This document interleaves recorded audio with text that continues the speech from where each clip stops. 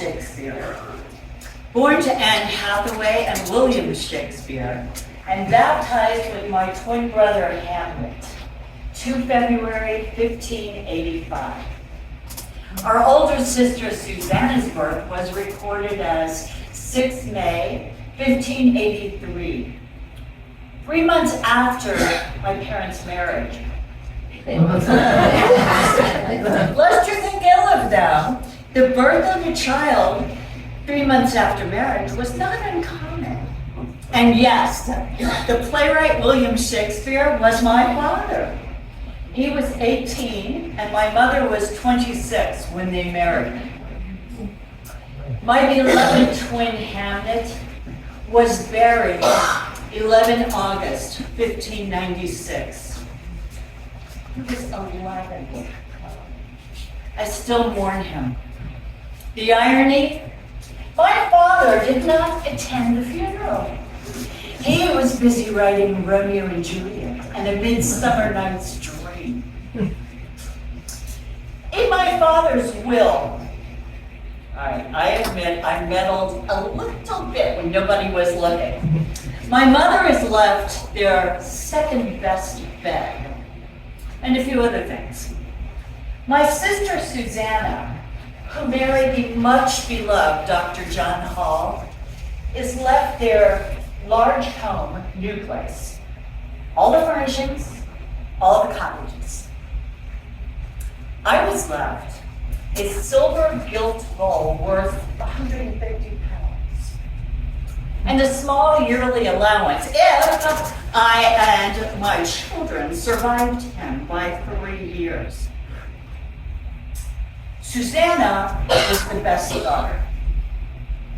I was the second best daughter, much like the second best bed. My father is to be buried in a simple shroud, 3 feet under the altar of a side chapel at Holy Trinity Church in Stratford. Joining him will be my mother, Susanna, and her husband, John. I'm to be buried in the churchyard, along with my betrothed Thomas Corney and any children we might have. Nowhere near my brother's bones. Both of us gone without a marker. But I digress. We gather here today to hear Shakespeare's words and to feel what they mean in terms of human needs and desires. And now may I present my father, Mr. William Shakespeare.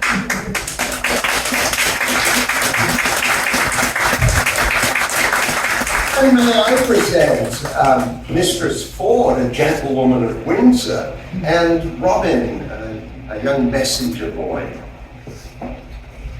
Will Kemp played the parts of clown and fool in Father's company. They parted ways. Constantly pushing the boundaries was Will Kemp, refusing to adhere to Father's words and extemporizing on the fly, so to speak. Let those who play or clown speak no more than is set down for them, was Father's warning. Will Kemp is now dancing his way from London to Norwich, a distance of about 100 miles to earn his living. Master Lawrence, and his dog, Crab, currently employed by a gentleman of Verona. We hope that Master Lawrence will be fool enough to join our company. Nay, 'twill be this hour ere I am done weeping. All the kind of the Lancers have this very fault.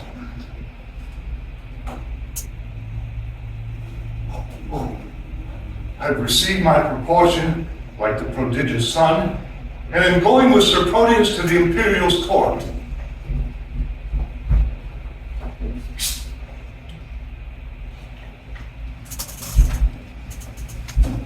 I think Crab, my dog, be the sourest natured dog that lives.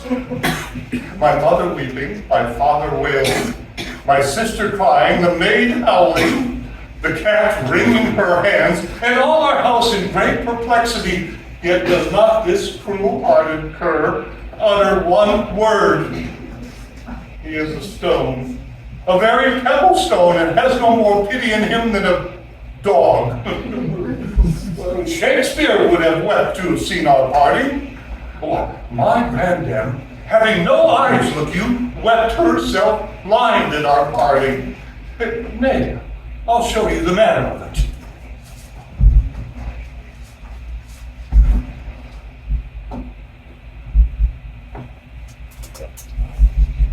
This shoe is my father. No. This left shoe is my father. No, this left shoe is my mother. How can that be so neither? Oh, it is so. It is so. It hath the worser soul. This shoe with the hole in it is my mother, and this is my father. And vengeance on it. There 'tis. Now, sit.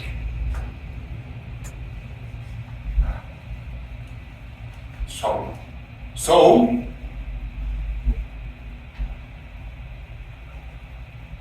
sit.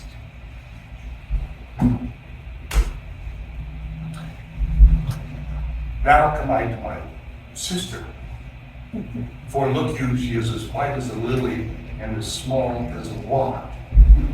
This hat is Nan, the maid. I am the dog. No, the dog is himself. I am the dog. The dog is me, and I am myself. So. Oh, now. So. Now to my father. Father, your blessing. Now should not the shoe speak a word for weeping? Now should I kiss my father? Oh well, he weeps on. Now come I to my mother. Oh, that she could speak now like a wood woman. Well, I kiss her. Oh, there 'tis. Here's my mother's breath up and down. Now come I to my sister. Oh, mark the moan she makes. And all the while, the dog sheds not a tear nor speaks a word, but see how I lay the dust with my tears. Oh, Mr. Lords, now go. I'm on my way to the tiring house for costumes. Be thou a lord, and another lord, and yet another lord. Bravo, Mr. Lords. When didst thou ever see me lift up my leg against a gentlewoman's farthingale or a gentleman's leg? Oh, didst thou ever see me do such a trick?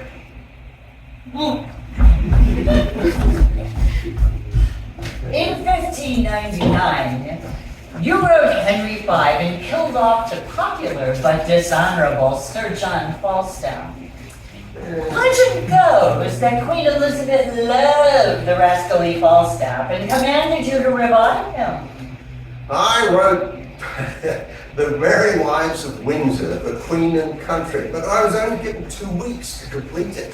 So Falstaff was revived as an unscrupulous, rascally seducer of 2 loyal married women. Mistresses Ford and Page, however, outwit Falstaff in a series of humorous adventures. Methinks the townsfolk of Windsor resemble certain unscrupulous personages from Stratford-on-Avon. If so, you mean the bard of Stratford-on-Avon and its most famous son have writ some incendiary verses. Let's not kill all the lawyers yet. You may need one.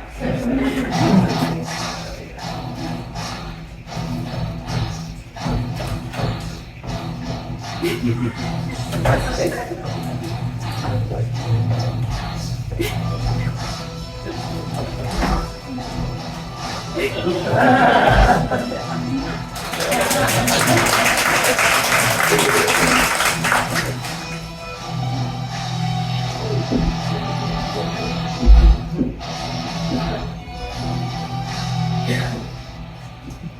is honor? What is honor? A word. What's in that word, honor? Air. A trim reckoning. Who hath it? He that died on Wednesday? Doth he feel it? No. Doth he hear it? No. 'Tis insensible then. Yea, to the dead. But will it not live with the living? No. Honor is a mere emblem. And so ends my catechism.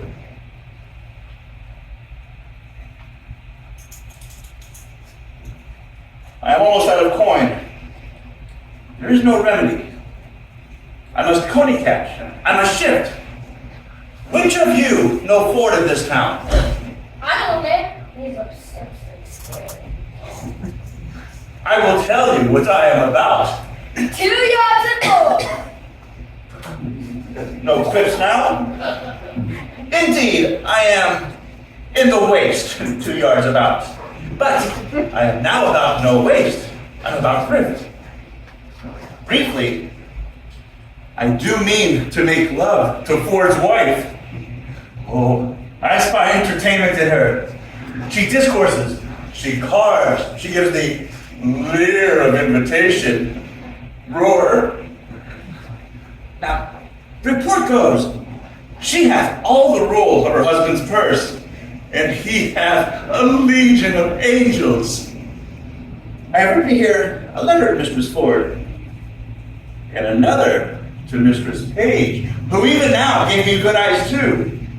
Oh, and she didn't examine my exterior with such judicious ooh-yads. Sometimes the beam of her view gilded my foot, sometimes my portly belly. Then to the sun on dunghill shop. Oh, Mistress Ford did course over my exterior with such greedy intention that the appetite of her eye did seem to scorch me up like a burning glass. Mistress Page wears a purse too. She is a regent in Guyana, all gold and bounty. They shall be my East and West Indies, and I will trade to them both. Go thou, bear this letter to Mistress Page, and this to Mistress Ford. We will thrive, lad. We will thrive.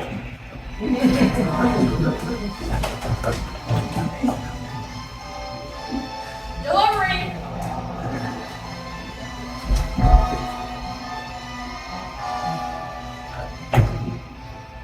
What? Have I escaped love letters in the holiday time of my beauty? And am I now subject for them? Let me see. Ask me no reason why I love you. You are not young. No more am I. Go to them. There's sympathy. You are married. So am I. Ha ha. Then there's more sympathy. You love sack. And so do I. Would you desire better sympathy? Let it suffice thee, Mistress Page, at the least, if the love of soldier can suffice. But I love thee. I will not say pity me. 'Tis not a soldier-like praise, but I say, love me. By me. Thine own true knight by day or night or any kind of light with all his might for thee to fight John Falstaff. A wicked world, one that is well nigh worn to pieces with age, to show himself a young gallant. What an unweighed behavior hath this drunkard pet, that he dare in this manner assay me? What, he hath not been in my company thrice. What should I say to him? I was then frugal in my mirth. Heaven forgive me. Why, I will exhibit a bill to the Parliament for the putting down of men. How shall I be revenged on him? For revenge I will be, as sure as his guts are made of pudding. Mistress Page, trust me, I was going to your house. Oh, trust me, I was coming to you. You look very ill. Nay, I'll never believe that. I have to show to the contrary. Oh, faith, but you do, in my mind. Well, I do then. But I say I could show you to the contrary. Oh, Mistress Page, give me some counsel. What is the matter, woman? If I would but go to hell for an eternal moment or so, I could be knighted. What? Oh, thou liest. Sir Alice Ford, these knights will hack, and so thou shouldst not alter the article of thy gentry. Oh, we burn daylight. Here, read, perceive how I might be knighted. I shall think the worse in fact, men, as long as I have an eye to make difference of men's liking. What? Tempest I trow. Toss this whale with so many tons of oil in his belly. Ashore at Windsor. How shall I be revenged on him? I think the best way were to entertain him with hope, till the wicked fire of lust hath melted him in his own grease. Did you ever hear the like? Letter for letter, but that the name Ford and Page differs. To thy great comfort, here's the twin brother to thy letter. But let thine inherit first, for I protest mine never shall. I warrant he hath 1,000 of these letters, with blank spaces for different names. I think a score more, and these are of the second edition. He will print them, not a doubt, for he cares not what he puts into the press when he would put us to. Ew! These are the very same, the very hand, the very words. What doth he think of us? Nay, I know not. But I am nearly ready to wrangle with my own honesty. Unless he knows some strain in me that I know not myself, he never would have boarded me in this fashion. Boarding, call you it. I'll be sure to keep him above deck. Oh, so will I if you come under my hatches. Never to see again. Let's be revenged on him. Let's appoint him a meeting. Give him a show of comfort in his suit, and then lead him on a fine banquet. Nay. Nay, I will consent to any act of villainy against him that might not sully the chariness of our honesty. Oh, that my husband saw this letter. It would give eternal food to his jealousy. Let's consult together against this crazy knight.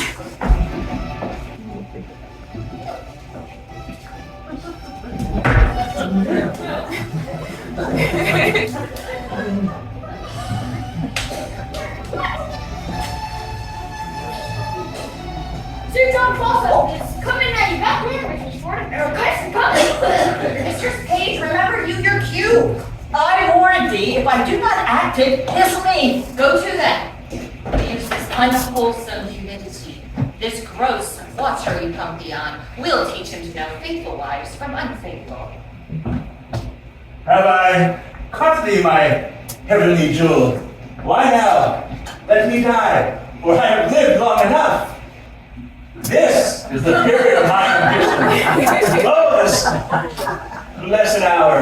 Oh, sweet Sir John! Mistress Ford, I cannot carve it. I cannot pray, Mistress Ford. Now, I will sin in my wish. I would thy husband were dead.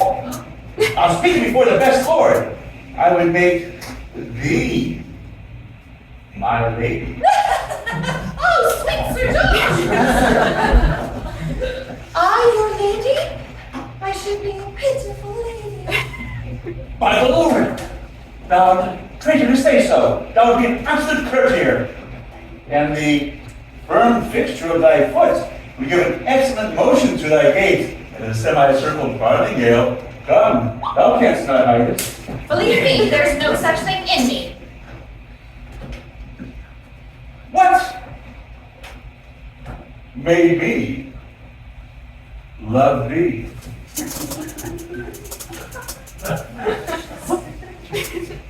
Let that persuade thee. There's something extraordinary in thee. I love thee, none but thee. and thou be servant. Do not betray me, sir! I fear your love, mistress. Thou mightst well say I love to walk by debtor's prison, which is as hateful to me as the reek of a lime kiln. Well, heaven knows how I love you, and you shall one day find it. Keep in that mind. I'll desert it. Mrs. Humphrey! There's Mrs. Pig at the door, sweating and blood and looking well, and would need to speak with you presently. She shall not see me. I will ensconce myself behind her eyes. Eris, I pray you do so. She's a very tattling woman. What's the matter? How now? Mistress Ford, what have you done? You are shamed. You are overthrown. You're undone forever. What's the matter, good Mistress Page? Well, again, good Mistress Ford, having an honest man to your husband to give him such cause of suspicion. What cause of suspicion? What cause of? Out upon you. How have I mistaken you? Why, alas, what's the matter?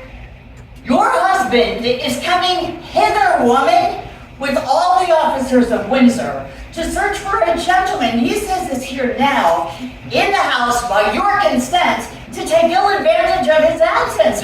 You are undone. 'Tis not so, I hope. Oh, pray heaven it be not so that such a man is here. But 'tis certain your husband is coming with half Windsor at his heels to search for such a one.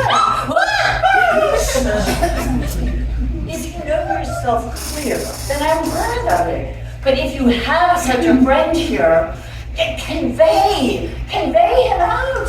Be not amazed. Call all your senses to you.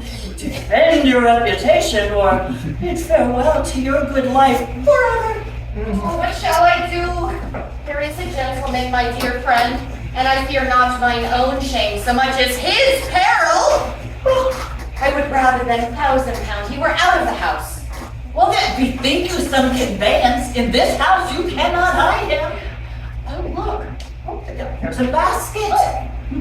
If he be of any reasonable stature, he may creep in, throw foul linen upon him as if it were going to a Thames washing. Or is it bleaching time? Oh, he's too big to go in there. What shall I do? Let me see it! Let me see it! Oh, let me see it! I'll in! Oh, your friend's counsel! I'll in! Done, false step. Are these your letters, knight? I love thee. I'll in! Go away. Run, where was this? Stop that! Run! In fact, Frankie will have music washing, so throwing him into the water will do a benefit. Hang him, dishonest rascal! We will yet have more tricks with Falstaff. Wives may be married. But honest too.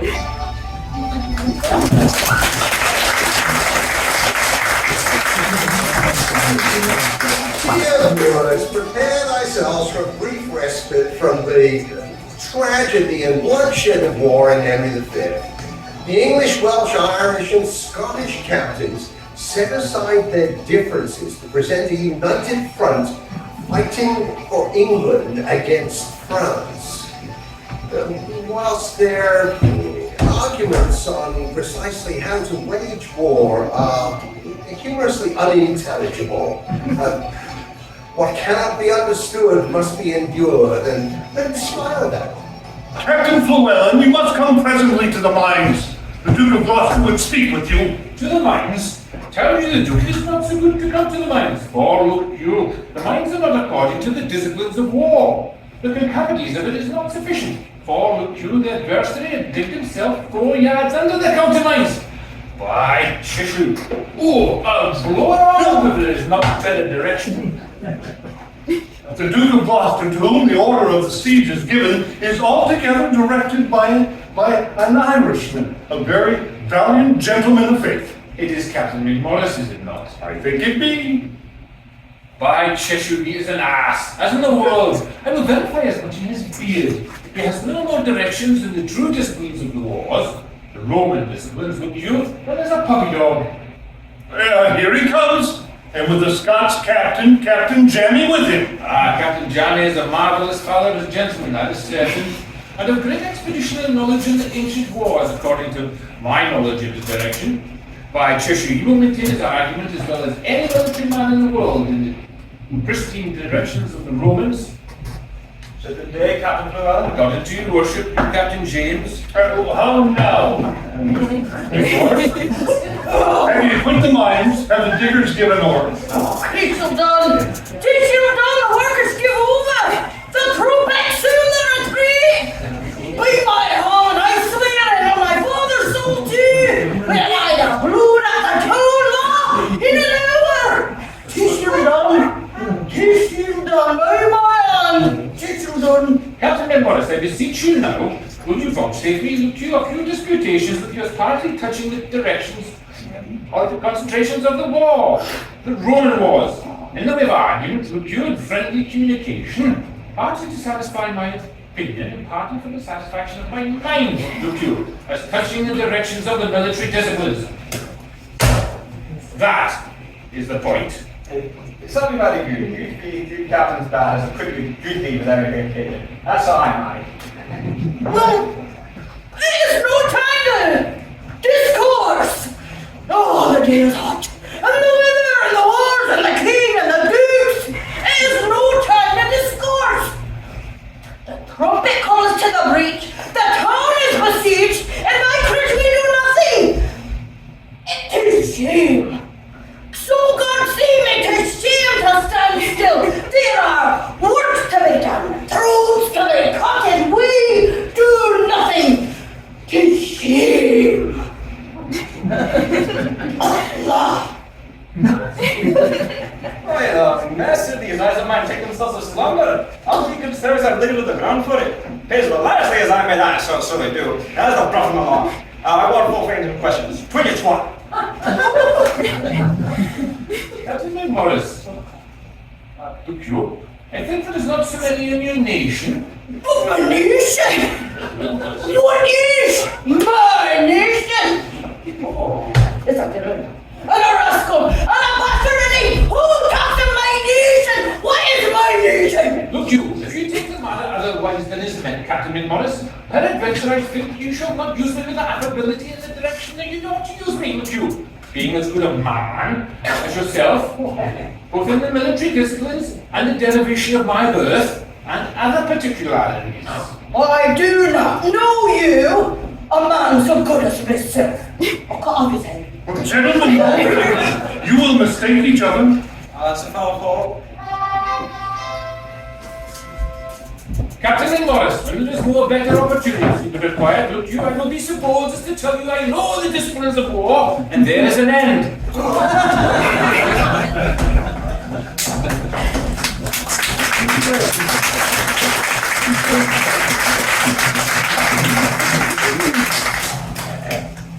Henry VI is a pious man, but a terrible king who often withdraws completely into catatonic states. When Richard Plantagenet, Duke of York, claims the throne as his, Henry promises to disinherit his own son Edward and give York the throne on this promise. Let me, for this my lifetime, rule as king. Richard reneges on his promise, and the battles begin.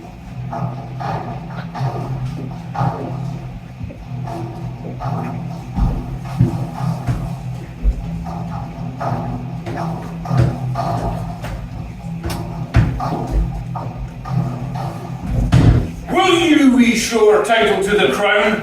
If not, our sword shall plead it in the field. What title hast thou, traitor, to the crown? Thy father is as thou art, Duke of York. Thy grandfather, Roger Mortimer, Earl of March.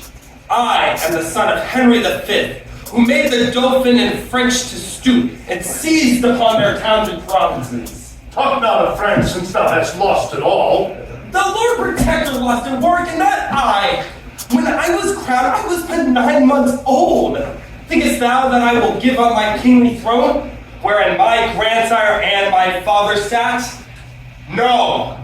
First shall war unpeople this my realm. Aye, and their flags often borne in France and in England to our heart's great sorrow shall be my winding sheet. Why lose you hearts, lords? My title is good and better far than his. Prove it, Henry, and thou shalt be king. Henry IV, by conquest, got the crown. 'Twas by rebellion against his king. I don't know what to say. My title's weak. Tell me, may not a king adopt an heir? What then? And if he may, then am I not lawful king? For Richard, in the view of many lords, resigned the crown to Henry IV, whose heir my father was and I am his. Henry rebelled against Richard, being his sovereign, and made him surrender his crown perforce. Art thou against us, cousin Exeter? York is the right, and therefore, pardon me, but my conscience tells me York is lawful king. Plantagenet, for all the claims thou layest, think not that Henry shall be so deposed. Deposed he shall be, despite of all. Thou art deceived. 'Tis not thy southern power of Essex, Norfolk, Suffolk, nor of Kent, which makes thee thus presumptuous and proud, can set the Duke up in despite of me.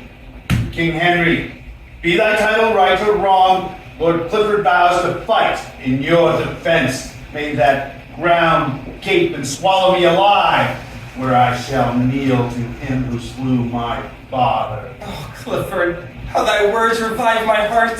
Henry of Lancaster, resign thy crown. Do right until this princely Duke of York, or I'll fill the house with armed men, and over the chair where now thou sitst, write up his title with thy usurping blood. Urge it no more, lest instead of words I send thee word, such a messenger as shall revenge my father's death before I stir.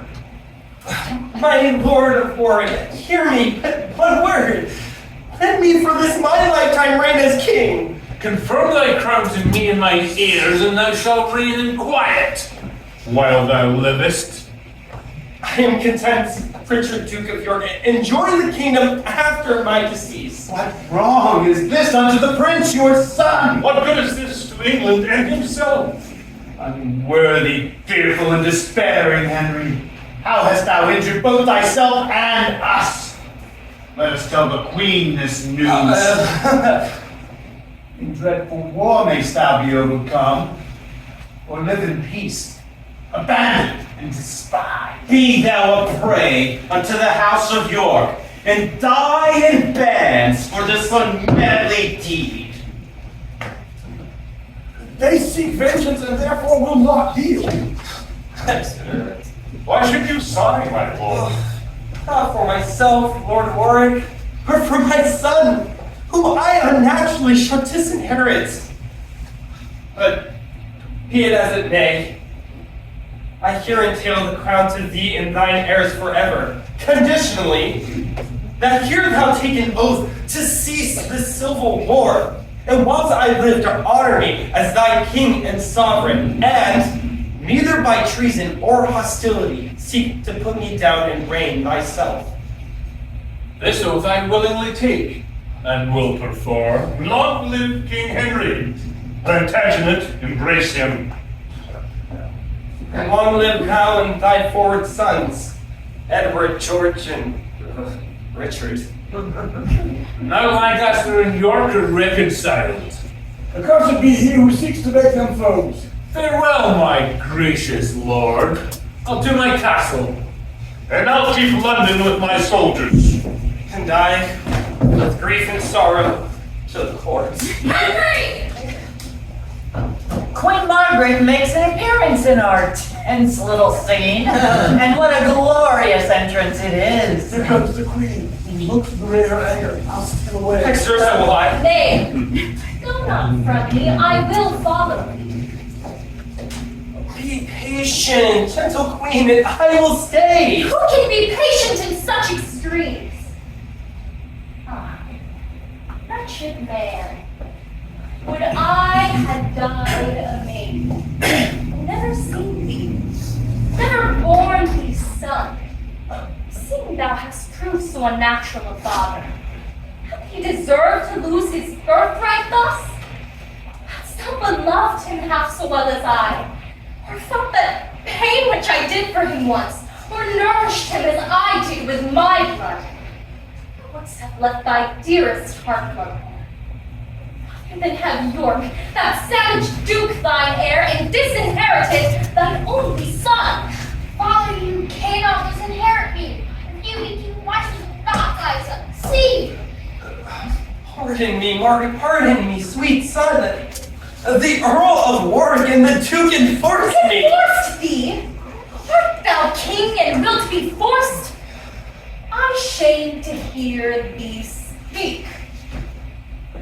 Timorous wretch, thou hast undone thyself, thy son, and me, and given unto the house of York such heed as thou shalt reign but by their sufferance. What is it but to make thy tomb and creep into it far before thy time? Warwick is Chancellor and Lord of Calais. York is made Protector of the realm. And yet shalt thou be safe? Such safety finds the trembling lamb environed with wolves. Had I been there, which am a silly woman, the soldiers should have tossed me on their pikes before I would have granted to that act. Thou preferst thy life before thine honor, and seeing thou dost, I here divorce myself, both from thy table and thy bed, until that act of Parliament be repealed, whereby my son is disinherited. Thus do I leave thee. Come, son, let's away. Our army is ready. Stay, gentle Margaret, and hear me speak. Thou hast spoke too much already. Be gone. Gentle son Edward, thou wilt stay with me. I, to be murdered by his enemies. When I return with victory from the field, I'll see her grace. Till then, I'll follow her. I may not linger thus.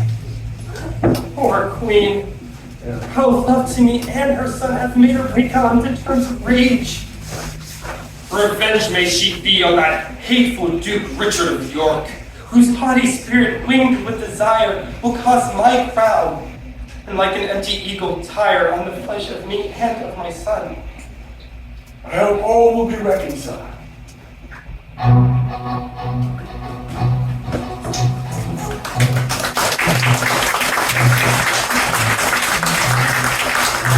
The body count amongst the thousands includes Clifford, son and father, Richard, Duke of York, and his young son Rutland, Warwick, King Henry VI, and his son Prince Richard.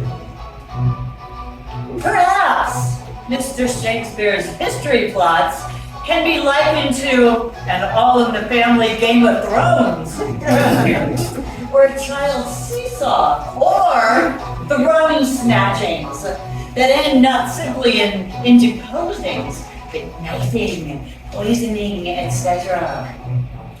Richard II was king prior to Henry IV, Henry V, and Henry VI. But this speech is the sum total of the dictum all kings must live with and by. Uneasy lies the head that wears the crown. Oh, a little more poetry, dear, and much less prose. We do not, after all, wish you to attract the attention of folks like Richard, like Quiney, the vintner? Richard, your loyal counselors, or rather your audience, awaits your words. Uneasy lies the head that wears the crown. Why? No matter where, of comfort no man's.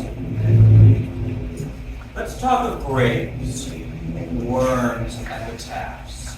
Make dust our paper, and with rainy eyes write sorrow on the bosom of the earth. Let's choose executors, and talk of wills, and yet not so, for what can we bequeath save our deposed bodies to the ground? Our lands, our lives, and all are Henry Bolingbroke's, and nothing can we call our own but death, and that small bottle of the bare earth which shows us dust and cover to our bones. Heaven's sake, go sit upon the ground and tell the sad stories of the death of kings, how some have been deposed, some slain in war, some haunted by the ghosts they have deposed, some poisoned by their wives, some sleeping killed, all murdered. For within this hollow crown that rounds the mortal temples of the king keeps death his court. And there the antic sits, scoffing at his stakes and grinning at his pomp, allowing him a breath, a little seem to monarchize, be feared, and kill with looks, infusing him with self and vain conceit, as if this flesh which walls about our life were brass impregnable. And humor thus comes to the last, and with a little pin bores through his castle wall. And farewell, king. Bow your head and mock not with solemn reverence. Throw away respect, form, tradition, and ceremonious duty. I live with bread like you, feel want, taste grief, need friends. Subjected thus, how do you say to me that I am a king?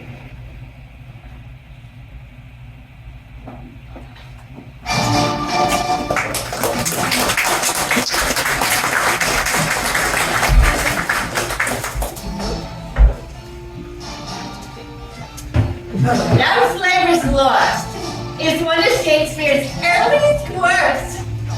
A ban is declared on male-female liaisons.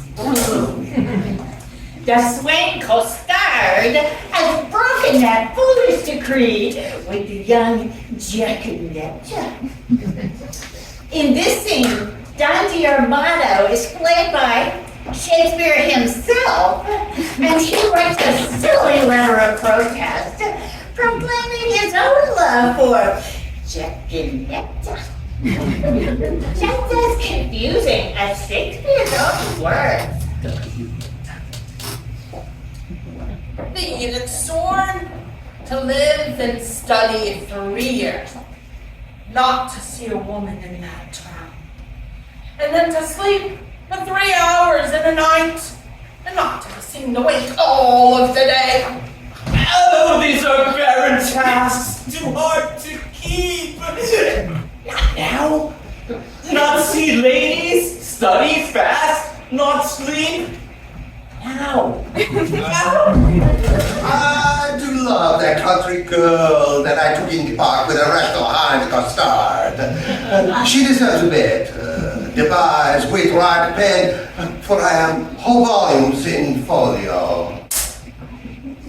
Our house is haunted with a refined traveler, Spain, that has the mental phrases in its brain, one whom his own vain tongue doth ravish like enchanting harmony. The most illustrious light, Don Armado called a man of fiery words, fashion's own knight. Yes, villainy abroad! This letter will explain more. A letter from the magnificent Armado. The matter is to me, sir, as concerning Giaconetta. The manner of it is I was taken with a manner. In what manner? Found in what way? In manner and form following, sir. All those 3. I was seen with her in the manor house, sitting with her upon the form, and taken, following her into the park, which put together is a manner and form following. Now, sir, for the manner, it is the manner of a man to speak to a woman. For the form, it's some form. For the following, sir? Such is the simplicity of man to hearken after the flesh. Great deputy, the heavens, matter and soul, dominator of the body, my soul's God on earth, and body's heavenly protector. Not a word of Costard yet. So it is. Maybe so, but if he says it is so, he isn't telling true. But so be to me and every man that dares not fight. No words. Of other men's secrets, I beseech you. So it is, besieged by the darkest melancholy, I did ease this black oppressing melancholy in health given air, and since I am a gentleman, betook myself to walk. The time went about the 6th hour, when men sit down to that nourishment which is called supper. So much for the time when. Now for the ground which I mean I walked upon, it is named thy park. Then for the place where I mean I did encounter that obscene and preposterous event that forced my white goose feather quill from ebon-colored ink to write. What did I see? That low-spirited swain, that base minnow of thy mirth. Me? That unlettered small knowing soul. Me? That shallow vassal. Still me? Which, as I remember, is called Bastard. Oh, me. Sorted and consorted to thy established or claimed law. Oh, but with this I passion to say, wherewith? With which? With the child of our grandmother Eve, a female, or for thy more sweet understanding, a woman, Chacanetta. Him, Custard. I, as my ever-esteemed duty pricks me on, have I sent to thee to receive punishment. For Chacanetta, so is the weaker vessel called, which I caught with the aforesaid swing. I keep her as a symbol of the Lord's fury and shall, at thy sweet notice, bring her to trial. Thine, in all compliments of heart-burning heat of duty, Adriano Leonardo.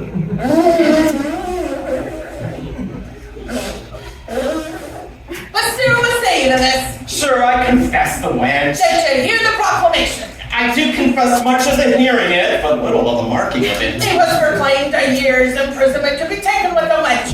A year's imprisonment to be taken with the wench. I was taken with none, sir. I was taken with a damsel. It was proclaimed damsel. She was no damsel neither, sir. She was a virgin. It was so very too. It was proclaimed virgin. If it were so, I denied her virginity. I was taken with a maid. This maid will not serve your turn, sir. Oh, this maid will serve my turn, sir.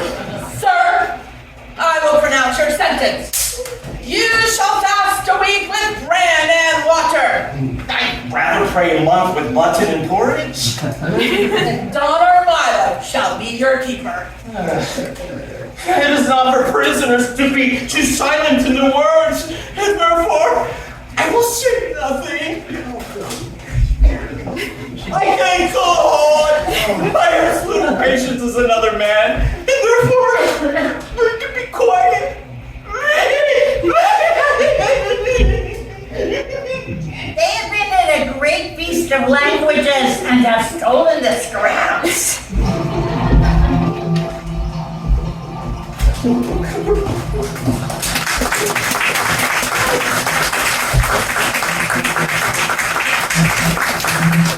Father, 'tis said that you are a great poacher of other writers' plots.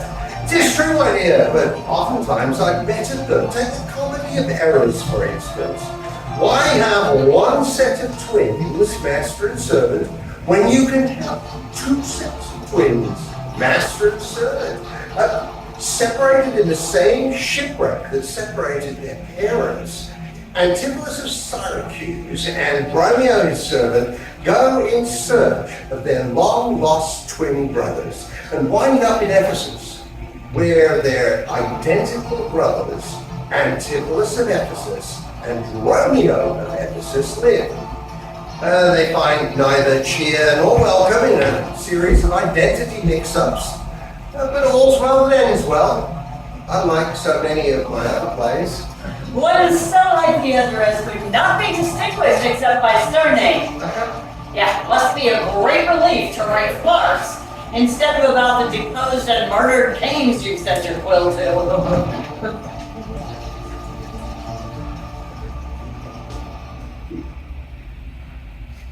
The golden cave to Dromio is laid up safe at the centaur, and the heedful slave has wandered forth in care to seek me out by computation.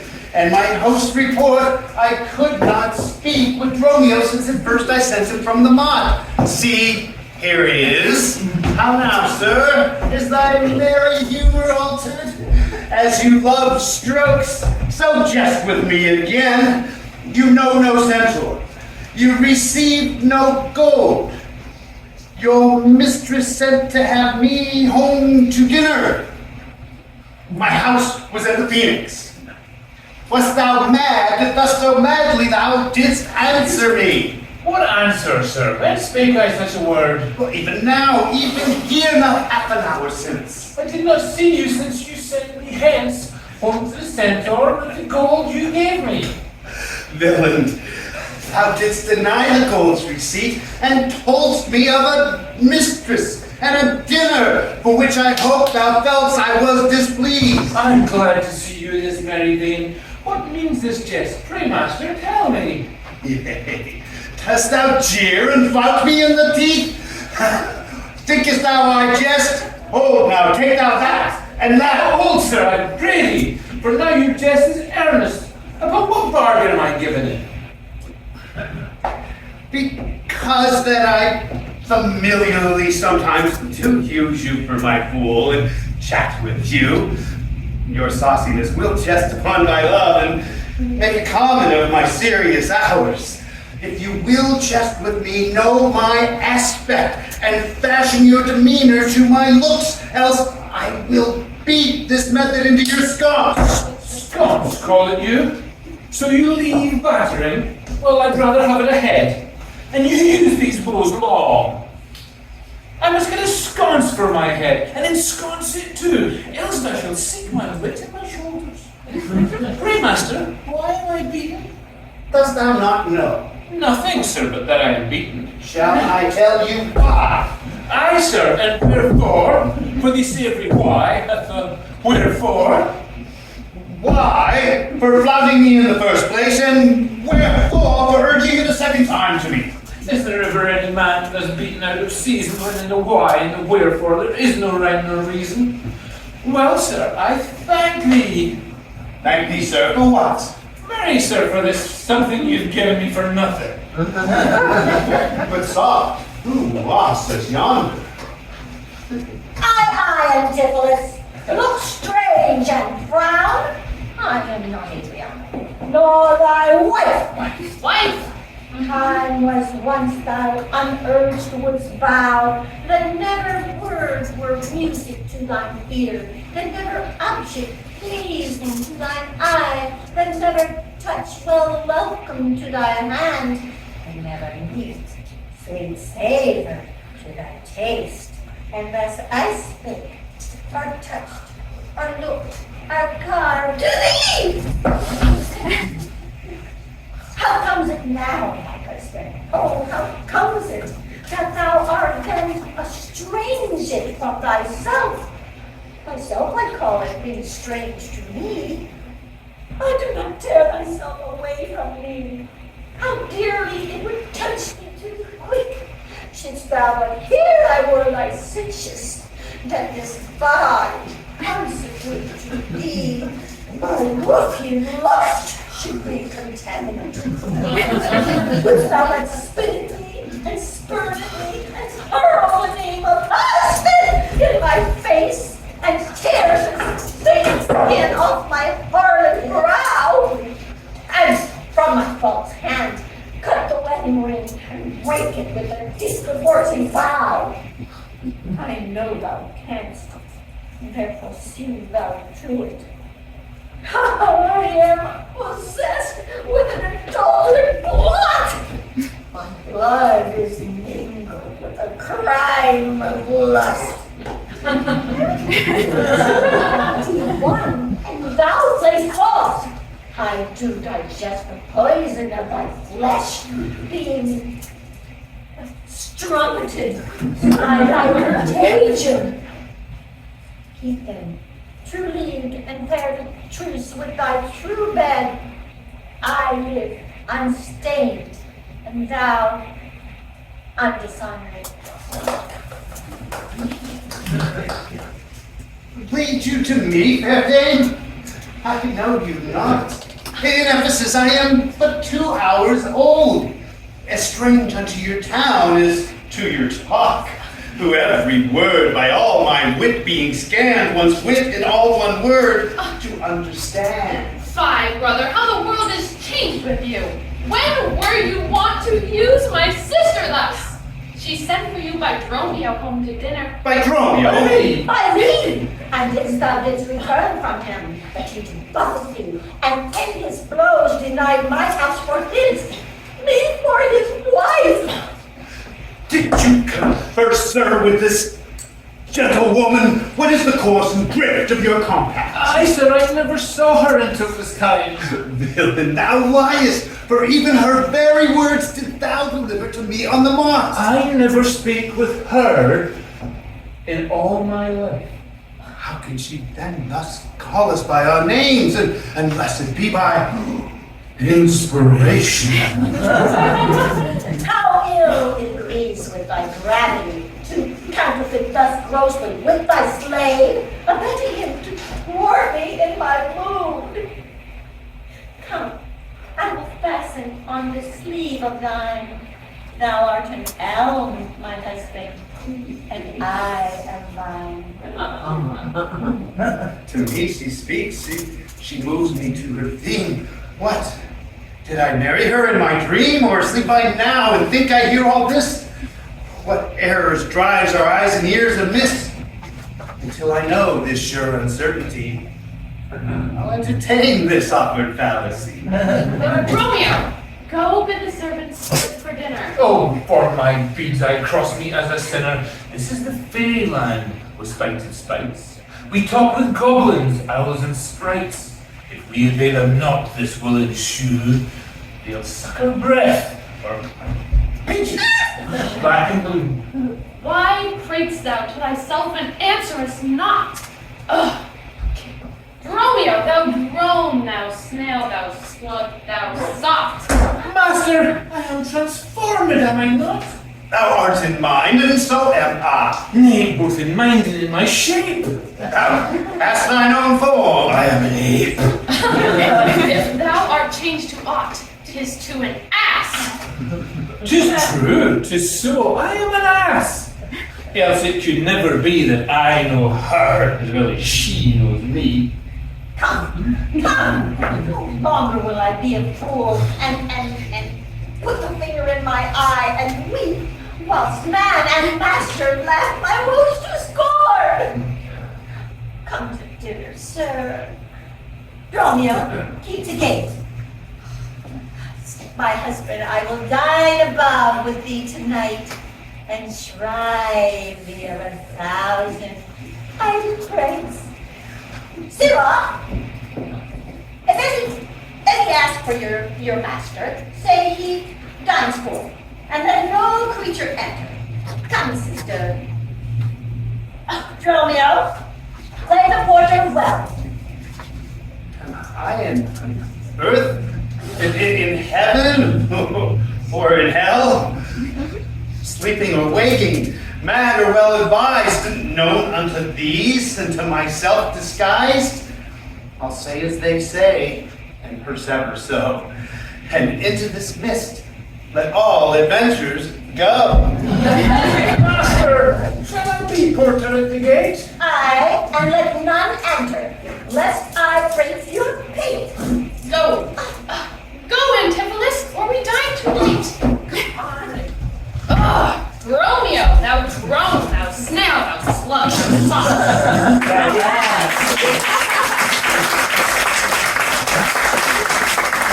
With too much blood and too little brain, those four may run mad.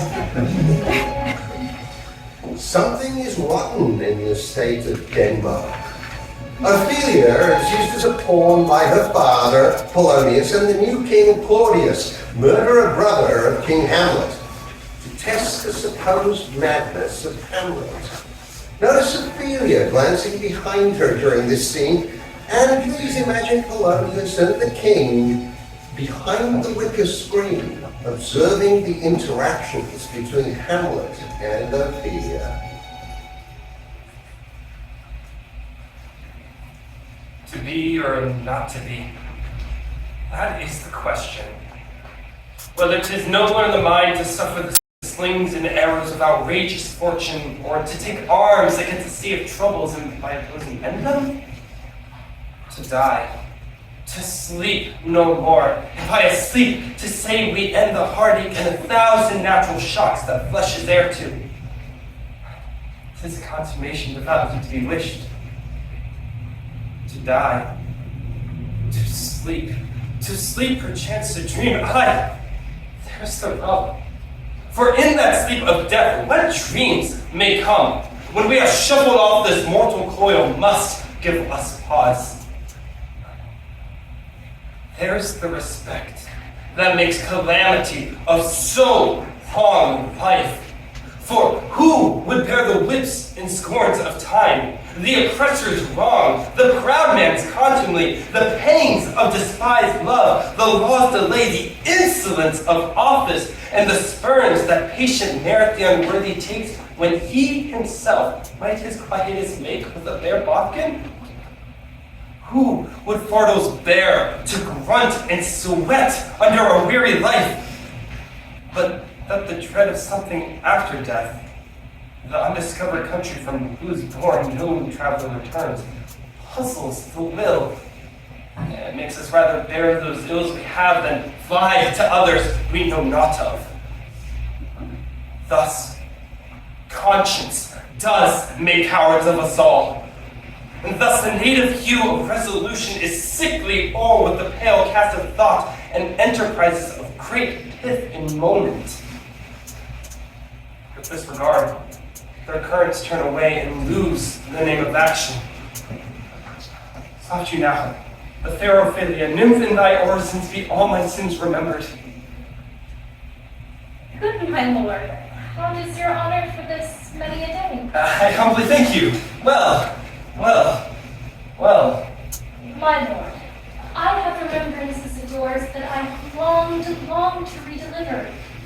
I pray you not receive them. No, not I never gave you aught. My honored lord, I know right well you did, and with them words of so sweet breath composed, as made the things more rich, their perfume lost. Take these again, for to the noble mind, rich gifts wax forth and givers prove kind. There, my lord. Are you honest? Lord. Are you fair? What means your lordship? That if you be honest and fair, your honesty should have meant no discourse to your beauty. Could beauty, my lord, have better commerce than with honesty? I truly, for the power of beauty will sooner transform honesty from what it is to a bawd than the force of honesty will translate beauty into his likeness. This was sometime a paradox, but the time has given it proof. I did love you once. Indeed, my lord, you made me believe so. You should not have believed me, for virtue cannot so inoculate our old stocks, but we shall relish of it. I loved you not. I was the more deceived. Kept thee to a nunnery. Why wouldst thou be a breeder of sinners? I am myself indifferent, honest, yet I could accuse me of such things. It were better my mother had not borne me. I am very proud, revengeful, ambitious, with more offenses at my beck than thoughts to put them in, imagination to give them time and to act them in. What should such fellows as I do, crawling between earth and heaven? We are errant knaves. All believe none of us. Go thy ways to an unknown. Where's your father? At home, my lord. Let the doors be shut upon him, that he may play the fool in no one but in his own house. Farewell. Oh, help me, sweet heaven. Thou dost, Mary. I give thee this plate for thy dowry. Be thou as chaste as ice, as pure as snow. Thou shalt not escape calumny. Get thee to another, go, farewell, or, if thou wilt needs marry a fool, only wise men know what monsters you make of them. To another, and quickly too, farewell. Heavenly power. well enough. God has given you one face and you go and make yourselves another. You jig, you amble, you lisp. You nickname God's creatures and make your wantonness your ignorance. Go to. On the morning, it has made me mad!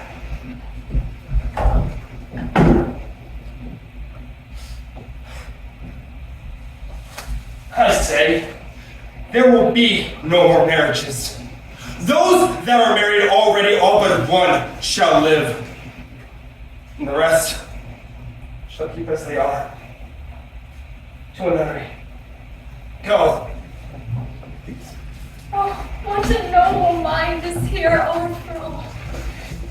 The courtiers, soldier, scholar, eye, tongue, sword. The expectancy and rose of fair state, the class of fashion and mold of form, he observed of all observers, quite down. And I, a lady's most deject and wretched, sought the height of his music bells. Now see that noble and most sovereign reason. Sweet bells jangle, out of tune and harsh. Oh, woe is me, to have seen what I have seen. See what I see.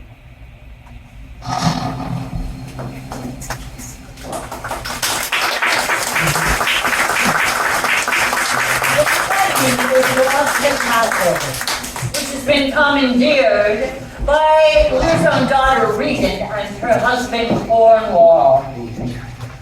Father, in King Lear, you write of ruthless daughters, politically ambitious, no conscience, and of an age with Susanna and myself. Our king was a soldier who battled to keep his land and his kingdom, not give it away to whichever daughter said love it most. Yet that is exactly what Lear does. Goneril and Regan compose fanciful letters full of sweet talk and empty promises. Cordelia, loving and faithful, refuses to play Lear's game and is banished. Between them, Goneril and Regan brutally reduce Lear to nothing, and he flees half mad into a storm.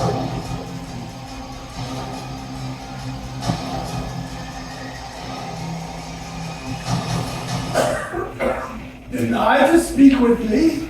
They are sick, they are weary, they travel hard tonight. Mere fetches. The images of revolt and flying off. Fetch me a better answer. Oh, my dear lord, you know the fiery quality of Duke Cornwall, how unremovable and fixed he is in his own course. Vengeance, plague, death, confusion, fiery? What quality? Why, Gloucester? Gloucester, I'd speak with the Duke of Cornwall and his wife. Well, my good lord, I have informed them so. Informed them? Dost thou understand me, man? Aye, my good lord. The king who would speak with Cornwall. The dear father would with his daughter speak. Commands her service. Are they informed of this? Fiery? The fiery Duke. Tell the hot Duke that... No, not yet. Maybe he is not well. Go tell the Duke and his wife I'd speak with them. Now, presently, bid them come forth and hear me, or on their chamber door I will beat the drum till it cries sleep to death. I would have all well betwixt you. Be my heart, my rising heart. Down. Good morning, Hubert. Hail to your grace. I am glad to see your highness. Regan, I think you are. I know the reason I have to think so. Shouldst thou not be glad? I would divorce me from thy mother's tomb, sepulchring an adulteress. Beloved Regan, thy sister's not. Oh, Regan, she hath tied sharp truth unkindness like a vulture. Here, I can scarce speak to thee. Thou wilt not believe with how depraved your quality. Oh, Regan. I pray you, sir, take patience. I have hope she less know how to value her worth than she to scant her duty. Say, how is that? I cannot think my sister in the least would fail her obligation if, sir, Perchance she hath restrained the riots of your followers. 'Tis on such ground, and to such wholesome end as clears her from all blame. My curse is on her. Oh, sir, you are old. Nature in you stands on the very verge of his confine. You should be ruled and led by some discretion that discerns your state better than you yourself. Therefore, I pray you that to our sister you do make return. Say, you have wronged her. Ask her forgiveness? Do you but mark how this becomes the house? Dear daughter, I confess I am old. Age is unnecessary. On my knee, I beg you, vouchsafe me raiment, bed, and food. Good sir, no more. These are unsightly tricks. Return you to my sister. No! Oh, she hath abandoned me of half of my train, looked black upon me, struck me with her tongue most serpent-like upon the very heart. All the stored vengeances of heaven fall upon her ungrateful top. Strike her young bones, you taking airs with lameness. You nimble lightnings, dart her blinding flames into her scornful eyes. Infect her beauty, fen-sucked fogs, drawn by the powerful sun to fall and blister. Oh, the blessed gods. So you will wish on me when the rash mood is on. Regan, thou shalt never have my curse. Thy tender-hefted nature shall not give way to harshness. Her eyes are fierce, but thine do comfort and not burn. 'Tis not in you to grudge my pleasures, to cut my train, to bandy hasty words, to scan my sizes, and in conclusion, to oppose the bold against my coming in. Thy half a kingdom hast thou not forgot wherein I be endowed. Good sir, to the purpose. What trumpet's that? I know it, my sisters. This approves her letter, that she would soon be here. Who comes here? Oh, heavens. I'm not ashamed to look upon this beard. Read it. Wilt thou take her by the hand? Why not by the hand, sir? How have I offended? Oh, it's not offense that indiscretion finds, and dotage turns so. Sir, you are too tough. Will you yet hold? I pray you, father, being weak, seem so. If till the expiration of your month you will return and sojourn with my sister, dismissing half your train, come to me. Return to her? With 50 men dismissed? No. Rather, I abjure all roofs and choose to wage against the enmity of the air, to be comrade with the wolf and the owl. Excessively sharp bench. Return with her! At your choice, sir. Prithee, daughter, do not make me mad. I shall not trouble you, my child. Farewell. We shall no more meet, no more see one another. Yet, thou art my flesh, my blood, my daughter.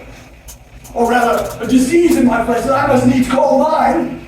Thou art a boil, a plague sore, an embossed carbon with my corrupted blood. And I'll not chide thee. I can be patient.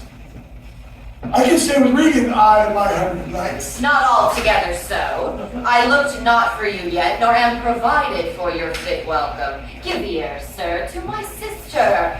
For those that mingle reason with your passion must be content to think you old, and so, but she knows what she does. Is this well spoken? I dare avouch it, sir. What? 50 followers? Is it not well? What should you need of more, yea, or so many? Since thou wilt charge in danger, speak against so great a number, how, in one house, should many people under two commands hold amity? 'Tis hard, almost impossible. Why might not you, my lord, receive attendance from those she calls servants, or from mine? Why not, my lord? If then they chance to slack you, we could control them.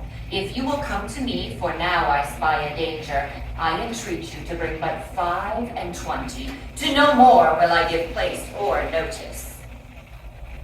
I gave you all! And in good time you gave it. I made you my guardians, my depositaries. But kept a reservation to be followed by such a number? What, must I come to you at 5 and 20? Regan, said you so? And speak it again, my lord. No more with me. Those wicked creatures yet do seem well favored, when others are more wicked. Being not the worst stands in some rank of praise. I'll go with thee. Thy 15 doth yet double 5 and 20, and thou art twice her love. Hear me, my lord. What need you 5 and 20, 10 or 5 to serve you in a house where twice so many have a command to tend you? What need one? Reason not the need. Heavens give me the patience. Patience I need. You see me here, you gods. Poor old man, as full of grief as age, wretched in both. Touch me with noble anger, and let not women's weapons with water drops stain my man's cheeks. No, you unnatural hags! I will have such revenges on both of you that the world shall do such things. What they are yet I know not, but they will be the terrors of the earth. You think I'll weep? I'll not weep. I have full cause of weeping, but this heart will break into 100,000 flaws where'er I'll weep. Let us withdraw. 'Twill be a storm. This house is little. The old man and his people cannot be well bestowed. 'Tis his own blade hath set himself from rest, and must needs taste his folly. For his particular, I'll receive him gladly, but not one follower. So am I purposed. The king is in high rage. Whither is he going? No, he calls to horse, but will I know not whither. 'Tis best to give him way. He leads himself. My lord, entreat him by no means to stay. Alack, the night comes on, and the high winds do sorely ruffle. For many miles about there's scarce a bush. Oh, sir, to willful men, the injuries that they themselves procure must be their schoolmasters. Shut up your doors. Shut up your doors, my lord. 'Tis a wild night. Let's seek out this traitor Gloucester. Hang him instantly. Pluck out his eyes.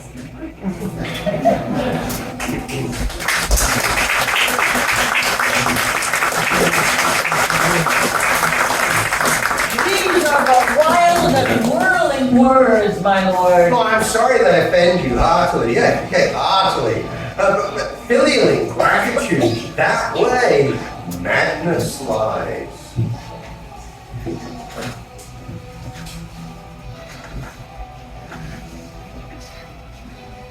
Two households, both alike in dignity, in fair Verona, where we lay our scene. From ancient grudge break to new mutiny, where civil blood makes civil hands unclean. From forth the fatal loins of these two foes. Here Tarpon's mothers take their lives, whose misadventured piteous overthrows. Doth but their death bury their parents' strife. The fearful passage of their death-marked love, and the continuance of their parents' rage, which Naught but their children's end can remove. According to society, Lord Capulet has the right to dictate the lives of his only child and his wife. Lord Capulet decrees that the 13-year-old Juliet, his only daughter, shall marry Count Paris, unaware that she is already married to the son of his enemy, the 17-year-old Romeo, a Montague. Juliet's defiance enrages Lord Capulet, and he spews forth a frenzy of violent words. Yet another father-daughter relationship gone south.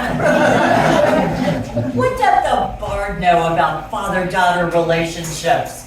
He spent 20 years in London visiting us, but seldom. Madam, Nurse? your lady mother is coming to your chamber. Be wary. Look about.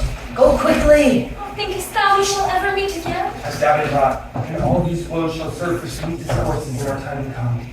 Juliet! Who is it that calls? Juliet! It's my lady mother. Oh, what unaccustomed cause procures her hither? Why, how now, Juliet? Madam, I am not well. Evermore weeping for your cousin's death. What?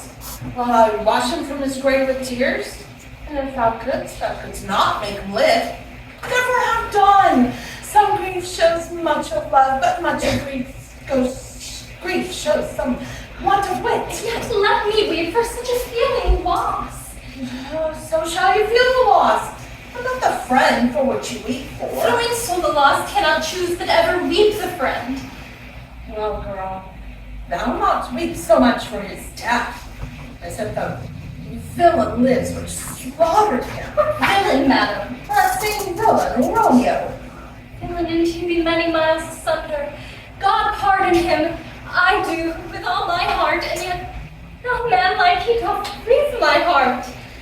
That is because the traitor murderer lives. Ay, madam, from the reach of these my hands would none but I might venge my cousin's death. We will have vengeance for it, fear thou not. And weep no more. I'll send one in Mantua where the same banish renegade doth live. Shall give him such an unaccustomed dram that he'll soon keep Tybalt company. And then I hope thou wilt be satisfied. Indeed, I never shall be satisfied with Romeo till I behold him. Dead is my poor heart for kinsmen vexed. Madam, if you could find out but a man to bear a poison, I would temper it. Romeo should upon receipt thereof soon sleep in quiet. Oh, my heart abhors to hear him named and cannot come to him to reap the love I bore my cousin upon the body which slaughtered him. Find thou the means, and I'll find such a man. But now, let me tell thee of joyful tidings, girl. And joy comes well in such a needy time. What are they, beseech your ladyship?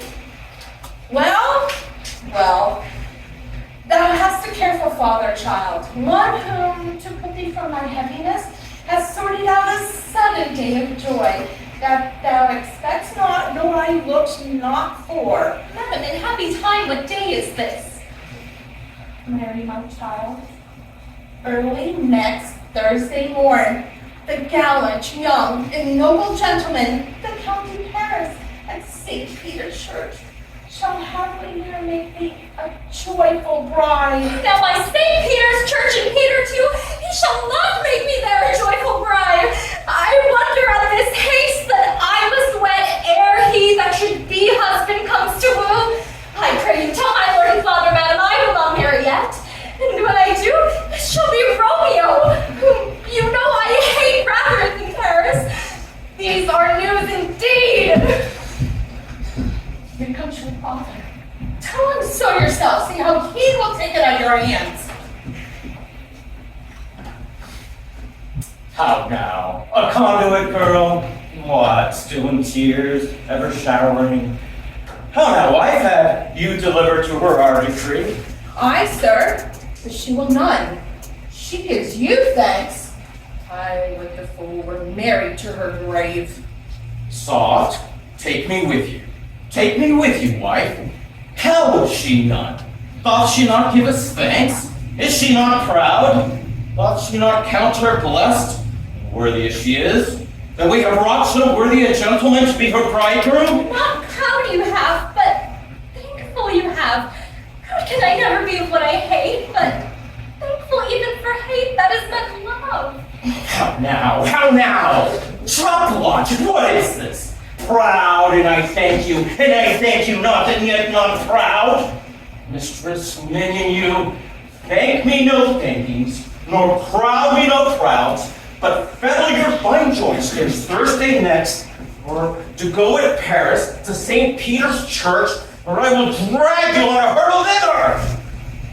Out you green sickness carry on, out you baggage, you tallow face. Fine, put on your hat. Good father, I beseech you on my knees, hear me with patience, but just speak a word. Hang thee, young baggage, this page wretch.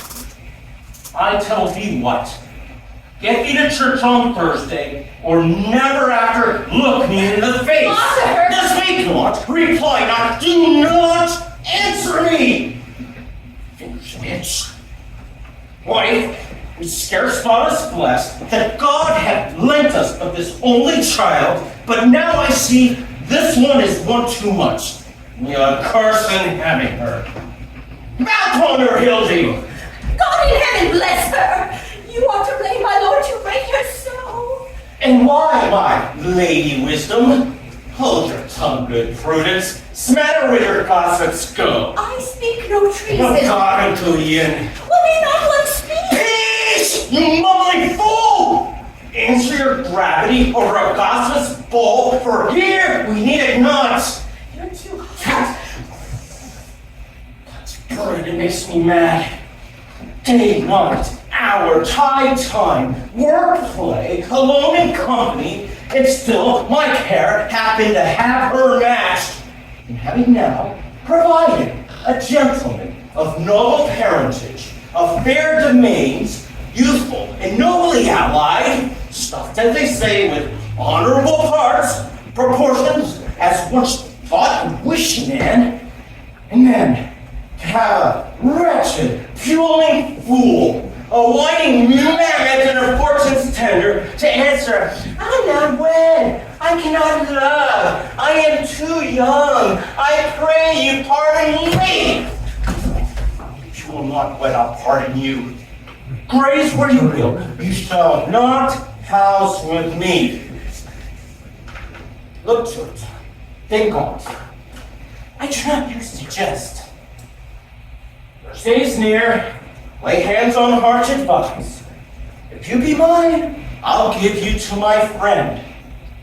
If you be not, hang, beg, starve, die in the street, for by my soul I'll never acknowledge thee, nor what is mine shall never do thee good.